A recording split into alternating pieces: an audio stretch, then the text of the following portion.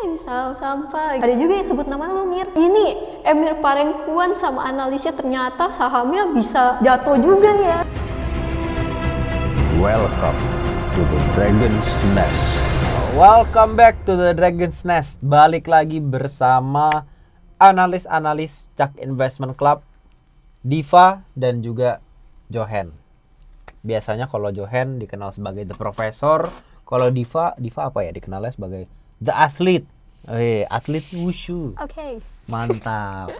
Hari ini kita bakal bahas-bahas arah IHSG kita kemana dan apakah 2026 adalah waktu yang tepat untuk kita masuk ke pasar saham secara agresif atau justru kita lebih hold back dulu nih, gitu kan.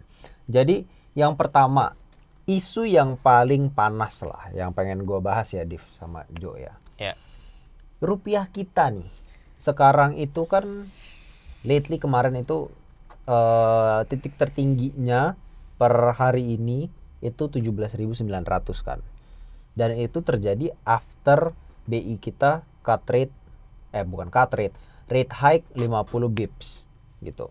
Menurut kalian nih, apakah lebih memungkinkan rupiah ke 20.000 atau ke 15.000? View kalian gimana? Duluan. Waduh, kok gua dulu nih? Boleh lah, duluan lah. Apa ya? Kalau ditanya, gue selalu pengen yang bagus sih.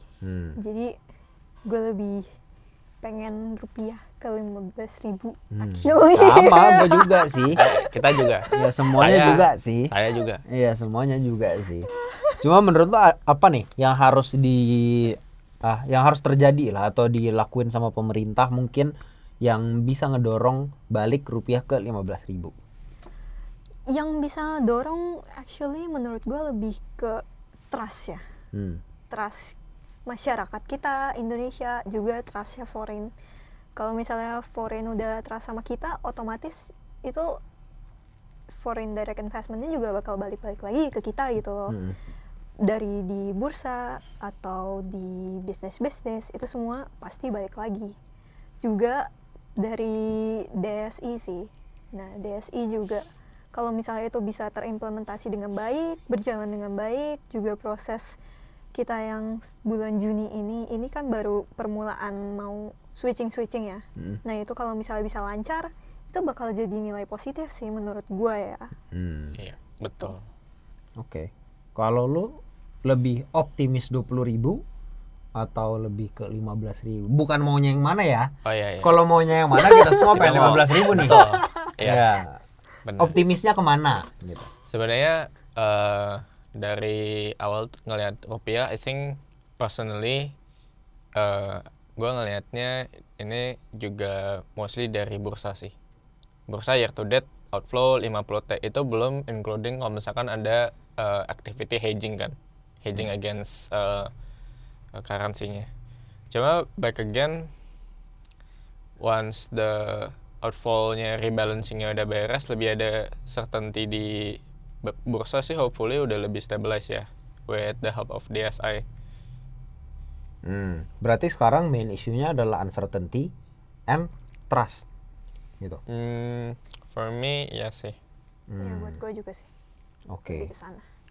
Kalau dari time frame-nya apakah mungkin di tahun ini bisa ke 15.000 lagi atau menurut kayak most likely bakal stay di level sekarang aja? Mungkin mentok paling kepala 16 sih personally. Kepala 16 ya. Kepala 16. 15 itu very hard sih. Soalnya kan ini 17.000 kan compare to USD kan. USD to IDR, tapi USD-nya sendiri kan emang lagi surging juga karena every capital goes back to USD because of the war gitu. Ya. Well, sekarang kan pemerintah juga udah naikin suku bunga 50 bips kan. Dan itu menurut gue ya one of the strongest reasons adalah untuk stabilisasi rupiah. Tapi menurut kalian ada nggak hal-hal lain yang berdampak positif maupun negatif untuk kenaikan suku bunga ini? Buat kenaikan suku bunga ini ada dua-duanya udah pasti ya. Soalnya emang sebenarnya perlu banget karena ya kita punya currency.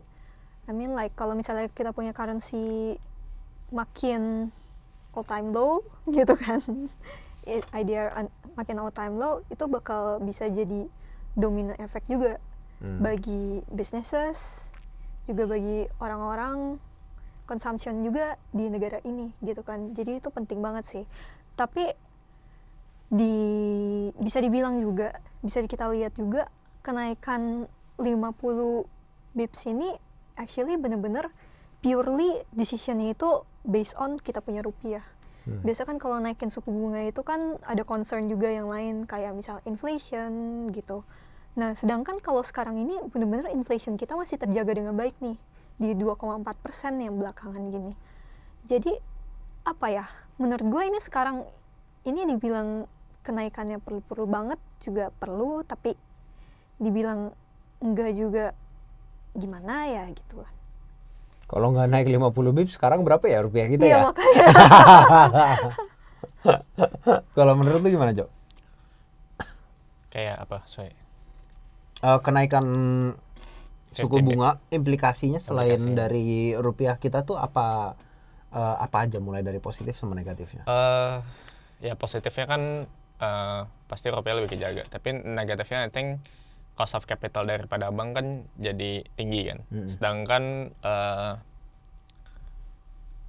kan kemarin ada berita atau guideline dari pemerintah bahwa kredit yang diberikan untuk rakyat itu kan harus dibatasin gitu.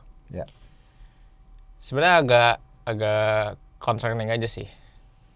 Especially bank-bank yang kreditnya diberikan ke yang mikro lah ya, kredit mikro. Itu jadinya marginnya tuh jadi questionable sih personally buat gua.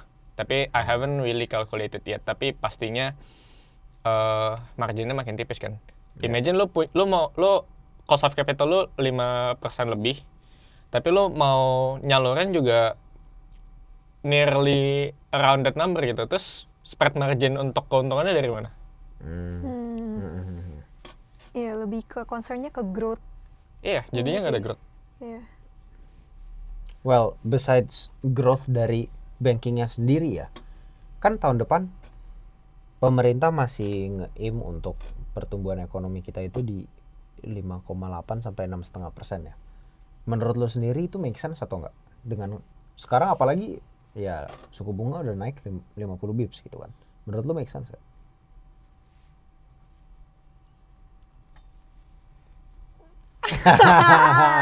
Pemeran nih.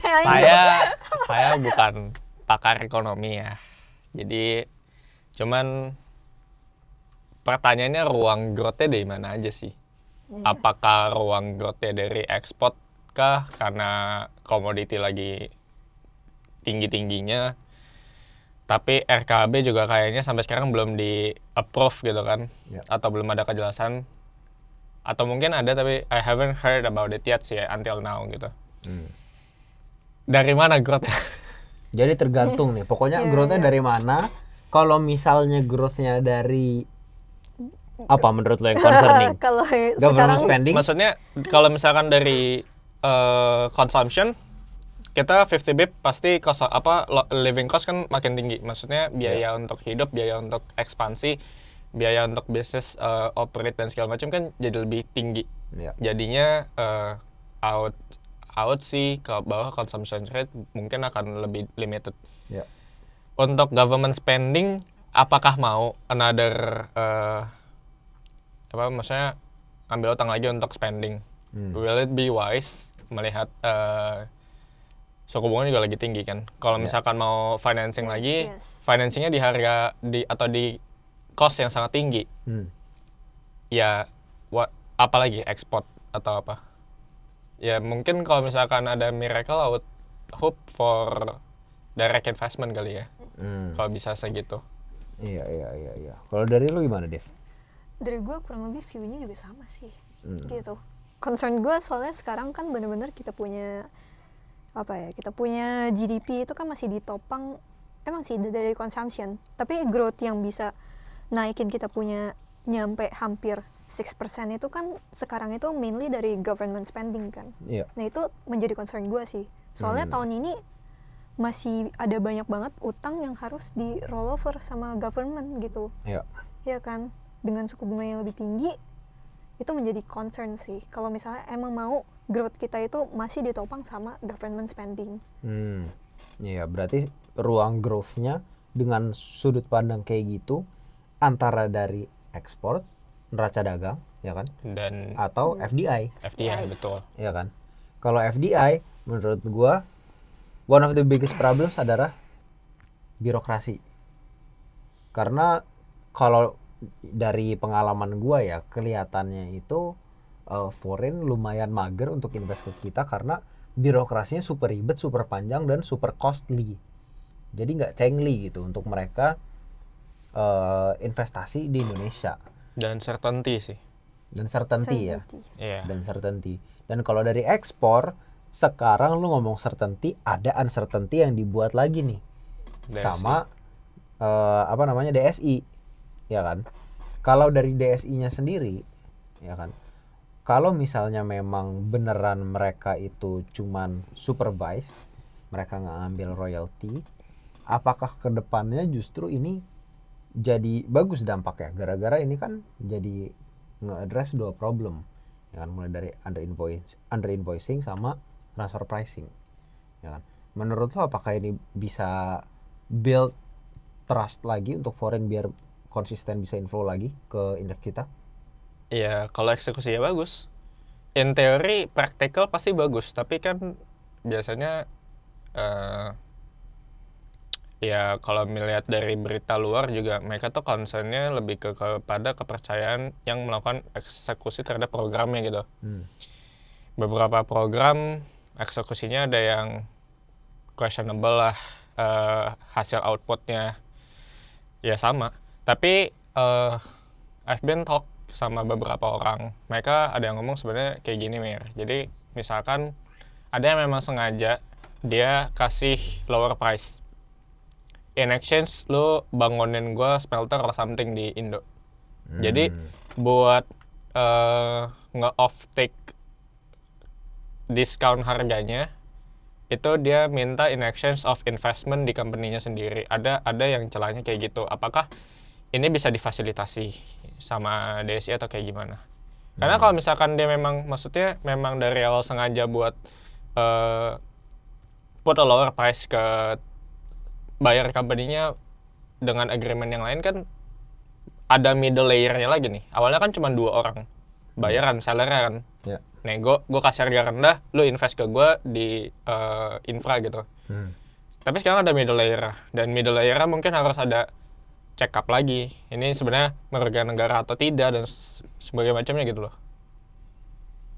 Gitu aja sih. Ya balik lagi mainly kalau misalkan emang eksekusinya betul cuman buat record PIB ya in theory top line daripada negara lagi. Company-company yang melakukan ekspor tersebut harusnya meningkat. Dan karena top line yang meningkat, royalty pengeluaran royalty jadi lebih tinggi gitu. Iya. Sebenarnya sih sayang banget ya, karena dengan adanya perang, ya kan, seharusnya komoditas diuntungin banget. Dan kita sebagai Indonesia adalah salah satu negara eksporter komoditas terbesar kan di dunia. Tapi dijegal sama uncertainty dari kebijakan kayak gini, gitu kan. Jadi kita tuh harus kayak gimana nih di 2026? Apakah kita masih bisa nyari opportunity di sektor komoditas atau justru kita avoid dulu karena uncertainty terlalu gede? Kalau untuk di komoditas, gue sendiri masih main di sektor-sektor tersebut sih, masih melirik ke sana. Soalnya kita sebagai negara emerging market ya di Indonesia ini, itu investor itu lirik kita karena komoditi kita. Kita kan beneran rich di resources kan gitu. Betul. Kalau misalnya kita menghilangkan komoditi itu, apa yang bisa menjadi unit selling point Indonesia gitu loh. Iya. Jadi menurut gue masih bakal berkutiknya ke komoditi lagi sih. Dan SDI itu sendiri kan kayak apa ya, banyak lembaga-lembaga kan yang udah concern nih sama credibility-nya. Yep. Dan pemerintah udah pasti mendengar concern tersebut. Kayak contohnya Papurbaya gitu. Kemarin yang credit rating kita outlooknya diturunin jadi negatif, terus karena dan ada potensi untuk downgrade karena kita punya fiscal deficitnya itu potentially ke 3%. Dan Papurbaya itu dari situ dia melihat kalau concernnya lembaga-lembaga ini apa, dan pasti itu menurut gua akan di-avoid banget sama government kita dan juga di SDI ini. Hopefully sih menurut gue implementasinya bisa berjalan dengan cukup lancar ya kalau misalnya emang concernnya itu, karena kan pasti pemerintah kita juga nggak pengen Indonesia jadi bobrok kan. Gitu. Iya, Di betul. situnya sih. Kalau dari lu gimana, Jok? I think jadi kalau boleh cerita, my role model itu kebanyakan sebenarnya US investors. Bill Ackman yang playstyle mirip lah. Kan Bill Ackman itu di US dia long only strategi. Ya mirip lah sama market kita. Ya. Dan kalau di backtrack sebenarnya di S&P ya, di US market itu kalau misalkan ada perang atau ada apa, mereka belum tentu marketnya jeglek atau krisis atau masa langsung bear market tuh belum tentu. Kenapa? Karena kalau dilihat daripada marketnya itu mereka nggak peduli as long earningsnya masih justified. Ya. Jadi itu yang jadi main decision making gue sih, Merah. Jadi ya harga boleh jebol tapi kayak earnings dan valuasi masih oke, dan future-nya ya, especially future-nya masih oke. Ya udah sih kayak mau seberapa jatuh lagi gitu loh. Selama masih ada tulang punggungnya yang solid, Iya, masih akan berdiri terus. betul, earnings. Jadi gue pegang company yang earningsnya dan hopefully dan diharapkan future earningsnya itu malah masih bagus gitu. Dan itu masih banyak banget company yang earningsnya bisa kita depend on gitulah. Kayak apa tuh contohnya? Kayak apa? Ya boleh sebut kah? Ya salah satu yang lagi gue suka banget itu Tins sih. Tins, ya Q1-nya membludak, perhaps salah satunya itu karena mafia di timah udah pada dilibas semua, ada smelter yang dimasukin ke Tins, jadi naik gitu. Dan proporsi kalau kita lihat Q on Q dari itu kan naiknya jauh banget, tapi kalau misalkan kita ambil contoh dari 2025, 2024, proportionate antar kontribusi per kuartal tuh biasanya Q1 paling kecil. Sedangkan di tahun ini aja Q1-nya udah tinggi sekali gitu. Jadi kita bisa expect kalau memang Q2-nya nanti sesuai dengan kontribusi year on year seperti biasa, ya udah tutup mata aja sih, kayak mau seberapa jebol lagi gitu. Tapi kalau misalnya nggak menutup kemungkinan dong abis lu beli walaupun udah jebol 50%, jebolnya 50% dari 50% lagi itu nggak menutup kemungkinan kan. Dan kalau misalnya hal seperti itu terjadi kayak di saham-saham yang walaupun bagus kayak lo bilang Tins gitu ya, lu masih tetap ada conviction untuk hold, lu nambah lagi atau gimana? Beli lagi. Beli terus. Karena kalau lihat kontribusi daripada investor kan sebenarnya banyak kan fund itu kan bukan peperahan. Iya nggak sih? Mereka masuk bukan yang kayak tiba-tiba keluar gitu. Iya. Ya mungkin dari situ juga sih gue ngeliat player di dalamnya tuh bukan peperahan gitu. Jadi lebih ke jaga lah ya dibandingkan yang lebih banyak retail partisipan gitu. I see. Volatilitasnya lebih rendah gitu. I see. Buat Tins. Kalau lu emiten jagoannya apa, Div? Waduh, kayak gue kayaknya udah bosen ya orang-orang. MBSS. MBSS. Iya. Well, sebenarnya apa sih yang lu lihat dari MBSS ini? Kenapa lu suka banget sama MBSS? Pertama gue lihat itu dari flow-nya. Soalnya flow yang tahun ini agak beda ya sama yang tahun lalu.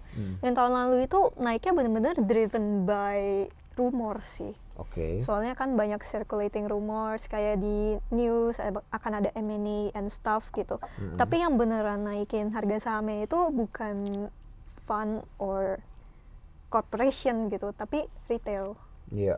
Iya, yang untuk tahun lalu. Okay. Nah, untuk tahun ini nih orang-orang udah pada pas lagi gue masuk ya, entry kemarin itu di 1.600. Itu orang-orang udah banyak yang nggak ngomongin lagi nih. Tapi gue ngelihat ada suatu opportunity, ada yang mulai accumulating gitu di MBSS ini, dan gue juga nge-track company-nya gitu dari awal dia mulai terus mulai di 2021 itu ada ganti kepemilikannya dari Indica jadi si Gelly yang sekarang ini gitu. Mereka pakai broker apa gitu, dan itu bisa di match sih sampai sekarang gitu. Terus habis itu as a company juga tahun ini di mid 2026 harusnya ada kapal-kapal baru. Itu ada kapal tongkang ya, sama yang kapal yang depannya tuh yang narik, apa namanya? ya itu tongkang narik. Nah itu ada around 8 sampai 10 kalau nggak salah. Itu yang bakal operate di pertengahan tahun ini. Dan ya apa ya, bisa dilihat sih kalau misalnya dari laporan keuangan Q1 itu agak jomplang ya, misalnya dari last year. Tapi itu ya gara-gara ada shifting yang buat kapal-kapal baru ini yang lebih cost friendly gitu. Dan di Q1 mereka masih pakai penyewaan kapal, jadi itu pasti beban ke costnya. Tapi buat yang di Q2 sama Q3 harusnya udah lumayan bisa lebih justify dan lebih baik sih kalau begitu udah masuk gitu. Melihat di sana ya. Tadi kan lu sempat bahas bahwa retailnya kayaknya udah keluar semua gitu ya, udah lumayan sepi retailnya. Pas masuk. Ya, pas masuk. Sekarang pas udah masuk. Apakah stream Stockbit di mana retail udah nangis-nangis darah jadi salah satu indikator lu untuk masuk saham? Itu salah satunya. Kenapa gue kemarin itu kan ya pertama entry di 1.600, terus habis itu gue ada jual di 2.300-an pas itu. Pas lagi market tuh lagi hampir-hampir berdarah-berdarah ya. Yang lain kan semuanya ya udahlah gue jual dulu lah, gue cash dulu gitu. Soalnya uncertainty-nya terlalu banyak ya. Tapi begitu dia turun, terus gue ngeliat ada support, ada Fibonacci support.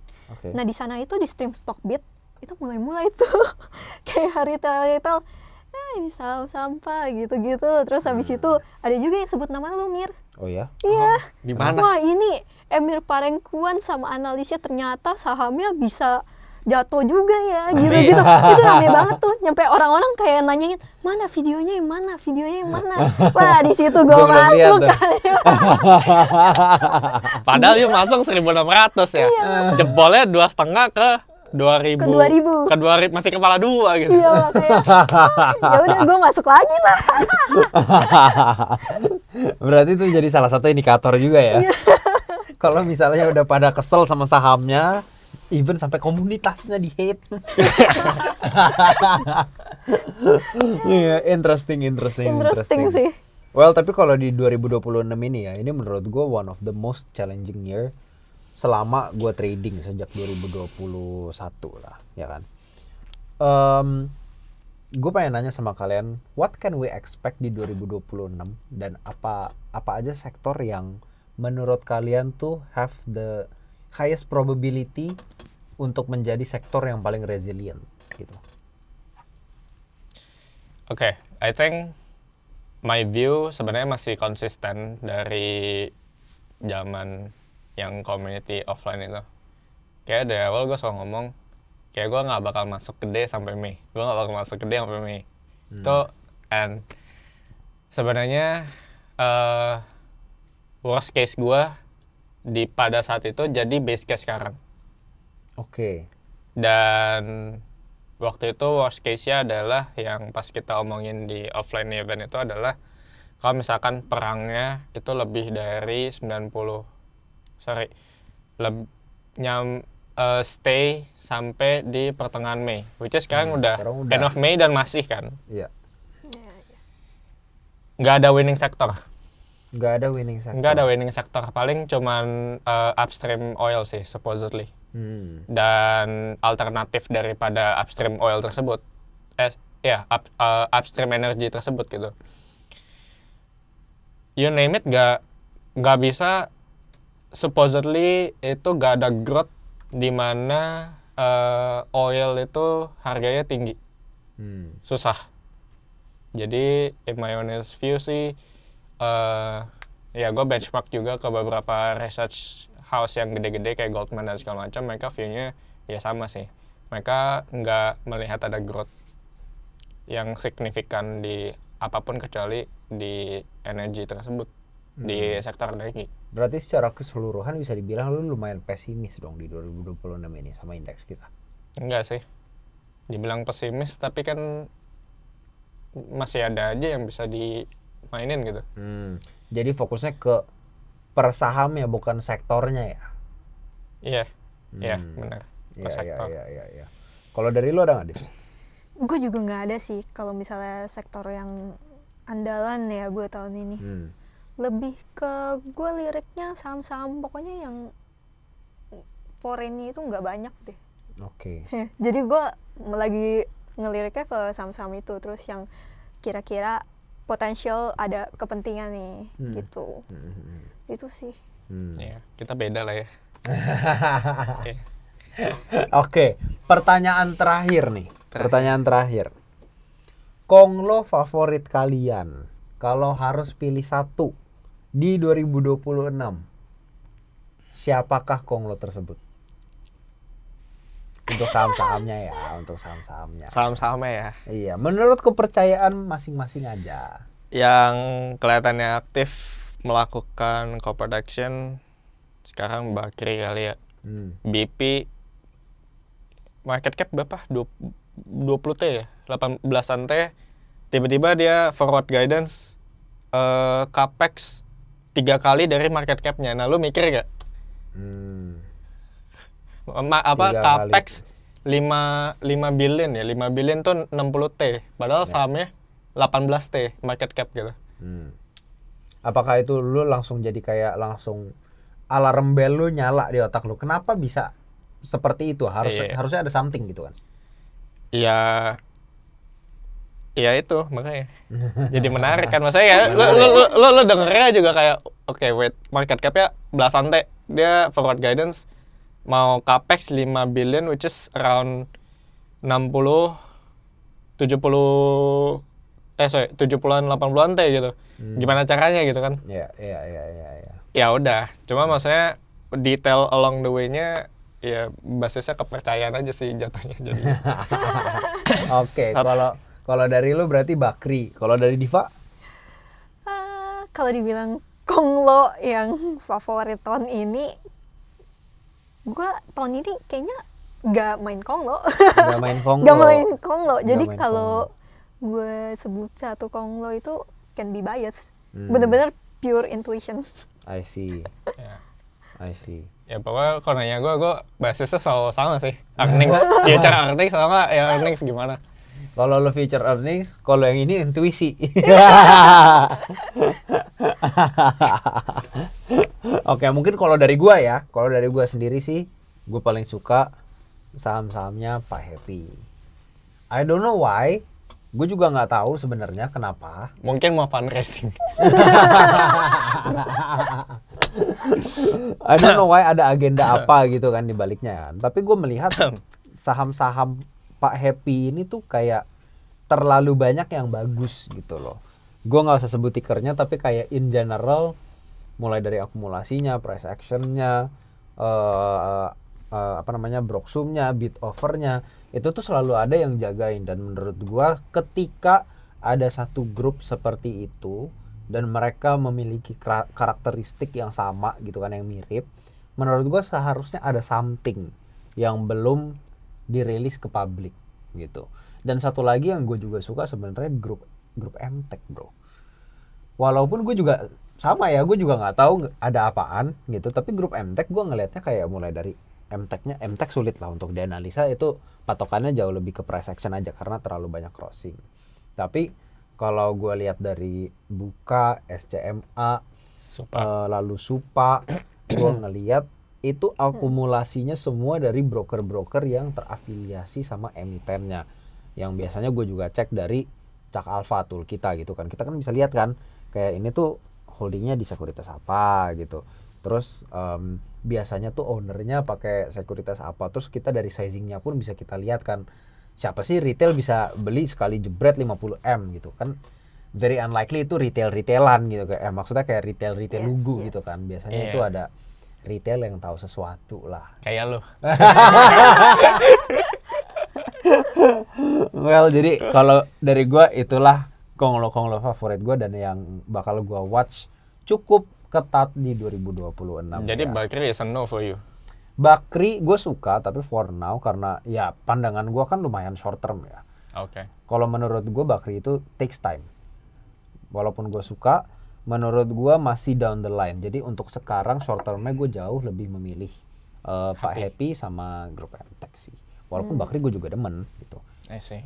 Terakhir sih gue cuan berat di Bakri di tengah market kita yang amburadul ini gitu. Jujur gue nggak pernah dapat winning di pernah nggak ya? Nggak pernah sih di konglonya Pak Happy. Oh ya? Kayaknya belum. Ayo ikutan. Oh habis sih ikutan ya? Ikutan Mumpung ya. Yuk, harganya ya masih bisa masuk kan? Mumpung gue nyangkut di atas nih, tolong dong Jo. Duh, capital gue mana bisa sih Mir? Oke lah guys, itu aja untuk hari ini. Semoga kalian mendapatkan manfaat. Thank you udah dengerin, udah meluangkan waktu untuk nonton video ini. Dan sampai bertemu lagi di episode selanjutnya. See you guys.